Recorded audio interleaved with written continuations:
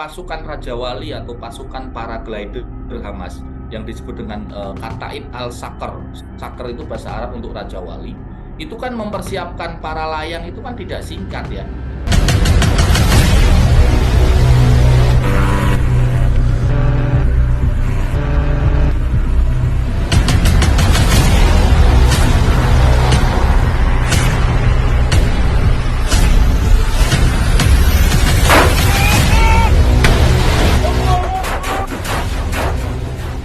Tampak sekali ketakutan-ketakutan warga Israel ya.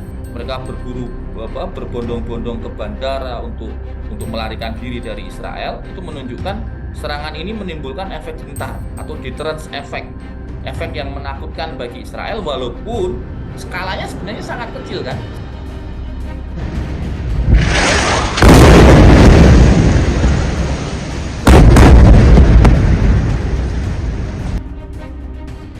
Selamat malam Tribuners, program Tribun News on Focus kembali menjumpai Anda malam hari ini bersama dengan saya, Nila Irda. Hari ini saya tersambung bersama dengan analis konflik dari Universitas Indonesia, ada Bang Ridwan Habib, yang mana hari ini kita akan membahas terkait konflik yang saat ini masih terjadi seusai serangan dilancarkan oleh Hamas kepada Israel. Kita sudah tersambung dengan Bang Ridwan. Selamat malam Bang Ridwan, apa kabar?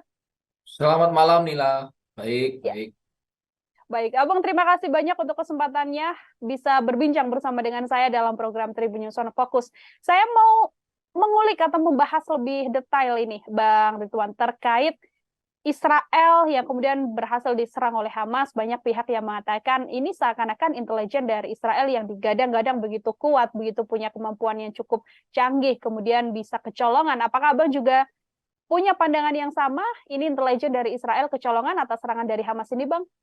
Ya, tidak hanya kami ya, teman-teman dalam komunitas kajian strategik intelijen di Universitas Indonesia itu berkomunikasi dengan banyak pakar, terutama pakar intelijen di kawasan ya, baik Asia Tenggara, Asia, bahkan kita juga punya korespondensi dengan teman-teman di Amerika maupun di Eropa. Hampir semua Nila berkesimpulan bahwa terjadi yang disebut intelligent failure atau kegagalan intelijen yang disebabkan oleh serangan mendadak Hamas 7 Oktober kemarin itu. Jadi dalam terminologi intelijen itu ada beberapa jenis tipe kegagalan. Kegagalan yang pertama adalah kegagalan mengumpulkan informasi. Itu disebut dengan intelijen gagal tipe 1. Jadi gagal mendapatkan informasi awal itu sudah gagal, namanya gagal tipe 1. Tapi ada juga gagal tipe 2, yakni informasinya sudah dapat, tetapi analisanya salah. Nah, ini gagal tipe 2. Jadi informasi awal didapatkan, tetapi analisanya kemudian salah. Ini tipe 2. Yang tipe 3 adalah informasi didapatkan, analisanya benar, tetapi pengambil kebijakan atau pimpinan itu tidak menganggap informasi ini penting. Ini gagal tipe 3.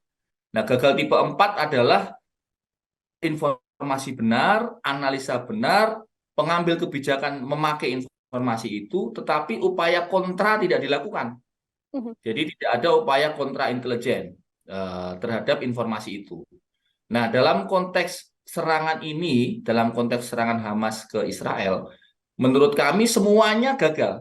Mulai tipe gagal 1, informasi awalnya Israel juga gagal, analisanya juga gagal, pengambil kebijakan, jadi beberapa artikel internasional mengatakan bahwa intelijen Mesir sudah beberapa kali memberikan tips atau memberikan info awal bahwa akan ada terjadi serangan di Israel, tetapi itu diabaikan. Jadi intelijen tipe 3-nya gagal.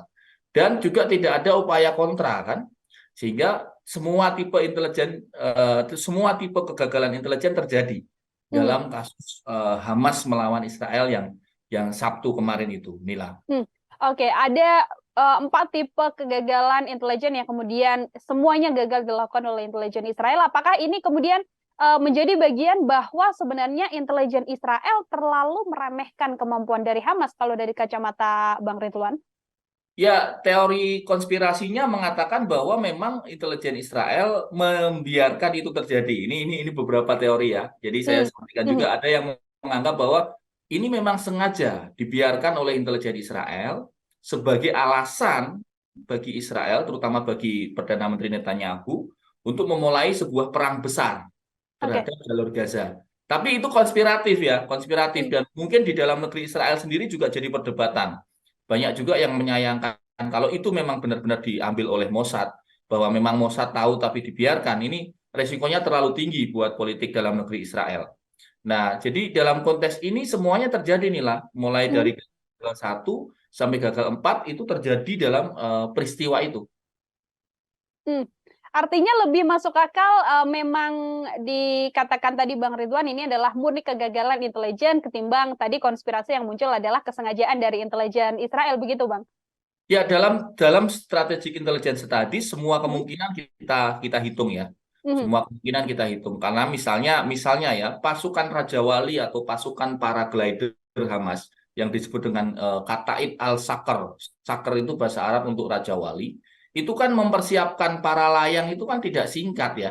Iya. Mereka pasti pasti menyiapkan mesinnya dulu, kemudian mereka pasti trial dulu, mencoba mencoba terbang dulu di wilayah Gaza, dan tentu saja mestinya itu diketahui karena Israel itu punya banyak sekali mata-mata bahkan di dalam jalur Gaza yang Hmm. mereka sebut sebagai Muktak Barat itu atau penyusup itu. Jadi mereka sebenarnya punya mata-mata di jalur Gaza, tapi kenapa sebuah persiapan serangan yang tidak sederhana bisa kemudian tidak terhiraukan oleh intelijen Israel. Jadi memang masih menjadi perdebatan nih lah, apakah ini Hmm. memang dibiarkan atau memang benar-benar failure, benar-benar intelijen gagal. Hmm. Ada pula Iron Dome ini yang kemudian digadang-gadang menjadi salah satu hal atau kemampuan yang dimiliki oleh Israel begitu, yang juga bisa dihantam atau kemudian bisa dikuasai oleh Hamas yang sampai akhirnya tidak terdeteksi apapun serangan yang dilakukan oleh Hamas, Bang Ridwan. Ya, sebenarnya Iron Dome ini kan sebenarnya sebuah decoy atau pengalian konsentrasi. Hmm. Jadi setengah jam sebelum batalion para layang atau batalion Raja Wali Hamas itu terbang, mereka melakukan serangan sebanyak 5.000 roket. 5.000 roket di atas udaranya Sderot dan Askelon, itu dua kota yang menjadi titik masuk mereka. Hmm. Itu 5.000 itu semua tertangani kok, tertangkal. Mungkin ada satu dua lolos, tapi mayoritas itu tertangkal. Tetapi mereka tidak sadar bahwa sebenarnya roket itu pengalian saja. Hmm. Sebenarnya ada infiltrasi darat yang sedang berjalan, baik itu menggunakan motor, menggunakan mobil, menggunakan laut, juga ada infiltrasi laut, dan juga menggunakan infiltrasi para layang itu. Sehingga ini menurut saya ini sebuah serangan yang terkoordinasi baik, skenarionya sudah disusun oleh Hamas secara baik, sehingga dan pemilihan waktunya nih lah, ini pemilihan Hmm. waktunya juga di hari Sabat, hari Sabtu, di mana di Israel kan itu hari hari libur, hari raya kan. Hmm. Hmm. Oke, jadi artinya Bang Ridwan bisa saya sampaikan ini antara memang intelijen dari Israel yang mengalami kegagalan, 4 tipe kegagalan tadi, tapi juga taktik cerdas dan pemilihan waktu yang tepat yang kemudian dilakukan oleh Hamas hingga akhirnya membuat serangan ini berhasil begitu. Ya, betul. Jadi Hamas saya lihat dalam serangan terakhir ini dia sudah sangat memperbarui teknik ya. Hmm. Termasuk juga misalnya bagaimana para layang itu dipilih. Kenapa memilih menggunakan paraglider atau batalion Raja Wali tadi? Hmm. Karena mereka tahu bahwa sistem radar udara Israel itu akan mendeteksi pesawat maupun roket yang lewat dan otomatis akan diserang dengan rudal-rudal mereka dari bawah. Artileri pertahanan udara akan otomatis menyala. Tetapi ketika menggunakan para layang, menggunakan paraglider, itu kecepatannya sama seperti burung. Hmm. Jadi dianggap oleh radar bahwa itu burung, gitu loh. Bukan ancaman, sehingga paraglider ini bisa melayang dengan santainya tanpa kemudian ditembakin oleh rudal-rudal dari darat. Karena dianggap itu burung, di mesin, di radar mereka itu burung, karena Hmm. kecepatannya dan ketinggiannya setara dengan ketinggian burung. Nah, ini saya kira taktik yang luar biasa cerdas, dan sekali lagi ini kayaknya memang intelijen Israel memang benar-benar failure. Saya sendiri termasuk yang meyakini bahwa ini kegagalan intelijen, bukan Hmm. konspirasi. Oke, baik, ini bahwa ini adalah kegagalan intelijen, bukan sebuah konspirasi dari unsur kesengajaan dilakukan oleh Israel, begitu ya, Bang Ridwan ya. Abang, kita singgung terkait Hamas. Ini Hamas yang kemudian punya kemampuan atau keberanian cukup besar melakukan serangan pada Israel di tengah kondisi intelijen Israel dan kekuatan militer atau kemampuan berbagai hal lah dari Israel yang bisa dikatakan lebih unggul jika dibandingkan dengan Hamas, begitu. Anda melihat Hamas sendiri yang berhasil melakukan serangan ini seperti apa sih, Bang? Ya, Hamas atau Harokah Mukawamah Al-Islamiyah itu adalah batalion militer, sayap militer dari Jamaah Ikhwanul Muslimin Palestina. Hmm. Didirikan oleh Syekh Ahmad Yasin pada tahun 1987 dan pengkaderan mereka berjalan begitu lama, begitu panjang. 1987 berarti hampir 30 tahun lebih ya, 36 tahun ya. 36 tahun pengkaderannya berjalan, artinya yang mereka dulu anak-anak yang mereka waktu Syekh Ahmad Yasin masih hidup, yang dulu mereka masih balita atau masih anak-anak, sekarang sudah dewasa. Sekarang mereka lah yang melakukan serangan ke Israel itu. Artinya pengkaderan Hamas berjalan terus. Walaupun bombardir dari Israel ke jalur Gaza ini kan sudah beberapa kali ya. Kita ingat di Idul Fitri tahun lalu juga, Idul Fitri 2 tahun yang lalu juga, bahkan beberapa kali serangan itu juga sporadis dilakukan oleh Israel ke jalur Gaza. Tapi ternyata itu tidak menyurutkan Hamas untuk terus memikirkan langkah-langkah kreatif mereka dalam melakukan serangan kepada Israel. Dan deterrence effect atau efek gentarnya ini luar biasa. Efek gentarnya ini membuat sebuah pasukan besar seperti Israel Defense Force sampai harus melakukan pemanggilan reserve atau pasukan cadangan. Jadi sampai harus memanggil orang-orang sipil yang sudah menjadi bahasa mereka komponen cadangan ya. Itu untuk ikut wajib militer. Artinya kan ini skalanya kan skala menggetarkan sekali. Dan Betul. kalau kita lihat di berbagai macam video yang tersebar di media sosial, tampak sekali ketakutan-ketakutan warga Israel ya. Mereka berbondong-bondong ke bandara untuk melarikan diri dari Israel. Itu menunjukkan serangan ini menimbulkan efek gentar atau deterrence effect. Efek yang menakutkan bagi Israel walaupun skalanya sebenarnya sangat kecil kan. Skalanya dibandingkan misalnya bom-bom dari Israel kan sekali ngebom mereka bisa 1.000-2.000 orang meninggal. Tapi ini kan serangan kecil tapi menggetarkan dari pihak Israel. Dari Hamas sendiri ada beberapa pihak, Bang Ridwan, yang kemudian menyangutkan bahwa tidak mungkin Hamas kemudian bisa berdiri sendiri untuk kemudian melakukan serangan pada Israel. Kalau dari kacamata Bang Ridwan, apakah memang ada pondasi lain yang kemudian membuat Hamas ini begitu yakin untuk melakukan serangan, atau ini adalah bentuk dari kematangan Hamas yang memang sudah berkali-kali melakukan pembaruan dalam serangannya? Oh ya, memang Hamas kan organisasi yang beroperasi secara internasional ya.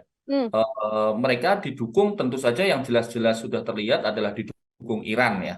Ya. Didukung Iran karena Iran garis politiknya jelas anti-Israel, pendanaan, persenjataan, pelatihan, saya kira banyak dibantu oleh Iran. Dan juga beberapa negara-negara besar di Timur Tengah, termasuk beberapa negara besar seperti Qatar, itu juga memberikan tempat untuk para pimpinan Hamas beroperasi. Jadi sebenarnya kalau dari sisi geopolitik, Hamas ini posisinya juga sama kuat dengan PLO, dengan pimpinan di tepi barat. Jadi di jalur Gaza ini dipimpin Hamas, di tepi barat kan dipimpin oleh PLO, pimpinannya dari kelompok moderat. Tapi dua-duanya saya kira sekarang kompak ya menyikapi kejadian terakhir, dan ini menunjukkan bahwa memang tampaknya faksi-faksi di dalam tubuh Palestina itu sudah mulai menyatu. Kalau dulu kan sangat kental fraksi-fraksinya, faksi-faksinya. Tapi sekarang tampaknya mereka mulai bersatu, termasuk juga elemen-elemen jihad yang kecil-kecil ya. Ada namanya Front Jihad Islam yang ada di Palestina. Itu bukan Hamas, tapi mereka kayaknya juga sudah bergabung dengan Hamas. Oke, baik. Bang Ridwan, ini serangan besar-besaran setelah serangan pertama kali dilakukan oleh Hamas pada Israel. Israel membalas dengan serangan bertubi-tubi yang sampai saat ini juga masih terus dilancarkan pada wilayah Gaza begitu, dan juga kepada Hamas tersendiri. Jika Anda melihat ini serangan balik yang kemudian dilakukan oleh Israel, apakah ini akan memicu konflik yang kemudian akan semakin besar dan berkepanjangan, Bang? Kami memprediksi ini tidak akan cepat cepat selesai inilah. Jadi mungkin ini akan berlarut-larut, bahkan skalanya bisa setara dengan perang Ukraina-Rusia. Kenapa? Karena ada intervensi negara lain di luar Israel dan Palestina. Misalnya kita lihat sikap Amerika Serikat yang jelas-jelas pro-Israel, dan Amerika Serikat bahkan mengirimkan kapal perangnya, kapal induknya ke Laut Mediterania, yang itu juga memicu reaksi juga dari Iran, dari Lebanon, dan juga Rusia juga terpicu oleh itu. Artinya kalau kemudian konflik ini melebar, maka skalanya bisa membesar. Tidak sekedar Palestina versus Israel, tapi juga kutub geopolitiknya akan terlibat di situ.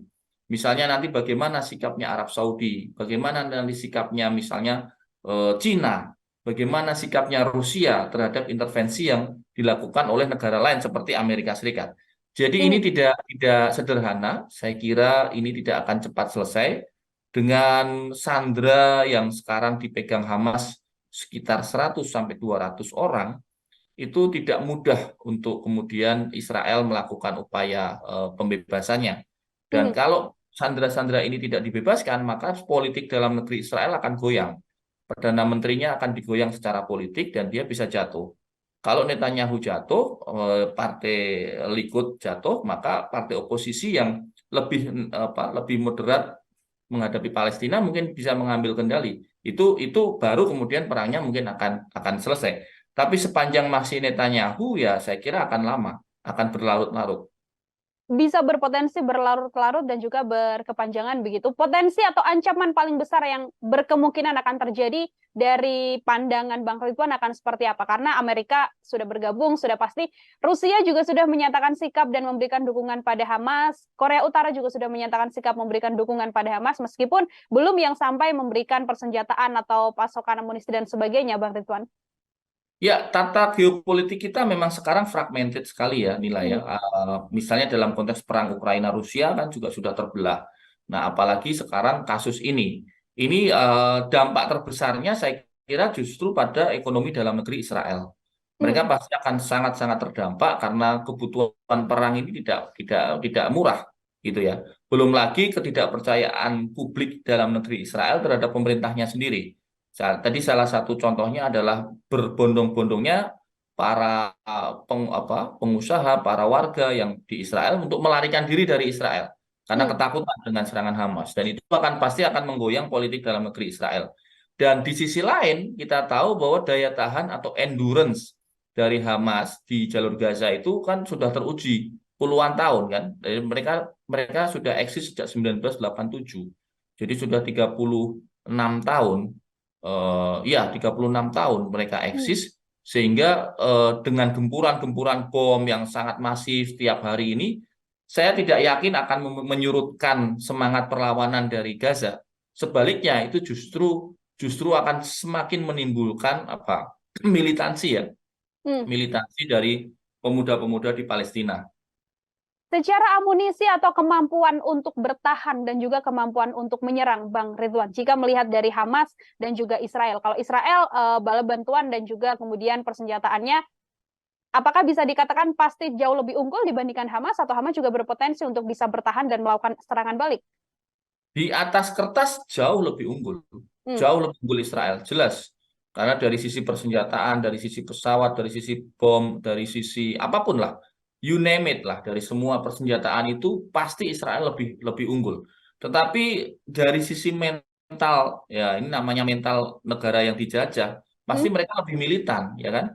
Palestina pasti lebih militan, dan itu adalah modal yang saya kira modal yang sangat penting yang dimiliki oleh Hamas untuk itu. Sehingga dengan militansi itu mereka bisa berkreasi semaksimal mungkin. Mereka menciptakan roket baru, menciptakan tadi para layang itu, kemudian mencari cara untuk menembus laut dan sebagainya. Itu karena mereka dalam jumlah yang sedikit dengan sumber daya yang lebih minimal, tetapi militan, sehingga kreativitasnya muncul. Nah, apakah kemudian akan ada bantuan internasional? Saya kira ada. Yang paling memungkinkan sekarang membantu Hamas tentu saja Iran. Nah, kita tidak tahu apakah misalnya Mesir nanti akan bersikap berbeda Turki juga sudah mulai ancang-ancang untuk membantu secara terbuka kepada Hamas. Dan kita tahu pemerintahan Afghanistan yang dikuasai Taliban juga meminta akses untuk masuk ke jalur Gaza Mhm. melalui Mesir dan beberapa negara yang dilewatinya. Kalau Mhm. itu nanti dibuka, kalau akses itu dibuka, maka akan berbondong-bondong Taliban bergerak dari Afghanistan menuju front perang. Dan itu jauh akan menimbulkan perang ini makin berkepanjangan.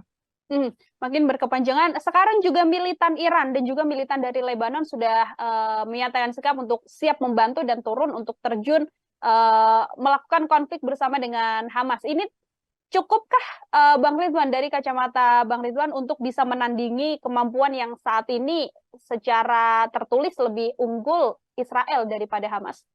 Ya, secara akademis tidak akan cukup. Mhm. Eh, Persenjataan, kemudian jumlah personil, jelas jauh lebih unggul Israel. Kalau Mhm. kita bicara angka statistik, kalau kita bicara angka di atas kertas, di atas data-data. Tapi ya, kalau bicara perang itu kan bicara mental, bicara Betul.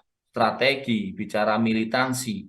Kalau kita lihat video-video yang beredar itu kan kelihatan sekali mental pasukan Israel sangat terpuruk ya. Mhm. Mereka ketakutan, ada yang sembunyi di kamar mandi, ada yang menangis, ada yang lari, ada yang sembunyi di kolong mobil. Itu yang video-video ya yang menyebar di media sosial. Jadi secara mental jauh lebih unggul Hamas, secara mental ya. Tapi persenjataan ya, faktanya ya jauh jauh lebih unggul Israel. Termasuk bisa membalikan keadaan di mana selama ini Israel terkesan garang dan bertubi-tubi melakukan serangan pada Palestina, dan ini bisa terbalik, Bang. Hamas yang mungkin bisa memulai ini dan kemudian membalikan keadaan Israel yang kemudian diserang habis-habisan. Ya, saya kira tidak akan habis-habisan juga. Toh ya Mhm. sekarang juga sudah sulit untuk menembus kalau sekarang. Mhm. Tetapi faktor kejut itu loh, faktor deterrence. Kalau dulu kita di Indonesia mungkin serangan umum 1 Maret ya. Mhm. Kalau Mhm. kita ingat zaman itu 1 Maret 1949 kan Belanda mengatakan bahwa Indonesia sudah tidak punya tentara, bahwa Indonesia sudah takluk gitu ya. Tiba-tiba 1 Maret 1949 pasukan kita bisa menguasai Jogja selama 6 jam saja. Mhm. Tetapi 6 jam di Jogja itu menunjukkan kepada dunia bahwa Indonesia masih eksis. Sehingga memaksa Belanda untuk turun ke perundingan. Dan akhirnya kemudian kepada pengakuan kedaulatan kita itu. Artinya, walaupun ini serangan 1 hari, hari Sabtu yang mereka beri sandi Taufan Al-Aqsa, Mhm. Taufan Badai ya, Badai Al-Aqsa itu mungkin cuma 1 hari, hari Sabtu itu. Tapi kan dampaknya secara internasional luar biasa kan, Mhm. menunjukkan kepada dunia betapa lemahnya intelijen Israel, menunjukkan kepada dunia bagaimana negara-negara besar bersikap. Jadi saya kira ini akan menjadi game changer dalam konflik abadi antara Israel Palestina. Oke. Atau justru pemicu yang paling besar kalau Anda melihatnya dengan bergabungnya beberapa negara termasuk Amerika Serikat, tadi juga Rusia apabila memang bergabung sampai memberikan persenjataan, ada peluang untuk kemungkinan kekhawatiran paling besar pemicu Perang Dunia Ketiga, Bang Ridwan? Atau masih Eh, terlalu jauh untuk ke arah sana? saya lihat masih terlalu jauh. Hmm. Cuma kalau kemudian eskalatif, tidak ada yang tidak mungkin. Hmm. Dulu dulu kita berpikir masa hari ini modern seperti ini masih ada perang darat, masa masih ada perang tembak-tembakan di parit. Ternyata kan Rusia dan Ukraina terjadi. Ya.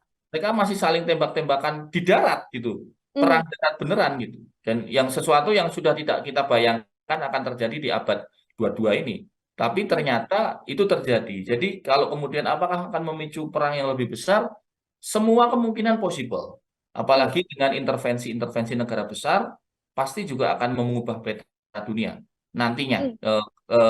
bagaimana Amerika bersikap misalnya, kemudian bagaimana Turki bersikap, yang penting-penting ya negara besar sekitar Palestina, Turki bersikap, Mesir bersikap, bagaimana kemudian Iran secara resmi bersikap itu nanti akan menentukan. Jangan lupa Iran itu mempunyai senjata nuklir kan, hulu ledak nuklirnya ada. Ya. Jadi kalau kemudian Iran mengancam akan membantu Palestina dengan mengirimkan hulu ledak nuklirnya ke Israel, Amerika pasti bersikap. Dan kalau itu Hmm. terjadi ya kita bersiap dengan skala besar Perang Dunia III. Hmm. Baik, meskipun masih terlalu jauh untuk saat ini disimpulkan akan menuju ke sana, tapi berkemungkinan begitu ya, Bang Ridwan ya, berkemungkinan kemudian bisa terjadi. Jika kita berbicara terkait konfliknya, banyak pihak yang kemudian bersikap terkait netralitas, lalu mendesak untuk kemudian adanya perdamaian, begitu ya, Bang. Termasuk Indonesia juga sudah menyatakan sikap untuk dalam kondisi netral, mendesak agar diakhiri perang. Indonesia sendiri apakah bisa kemudian berpengaruh dalam penyelesaian konflik ini jika tidak kemudian bisa turun langsung ke medan perang secara diplomatis? Kalau dari kacamata Bang Ridwan seperti apa?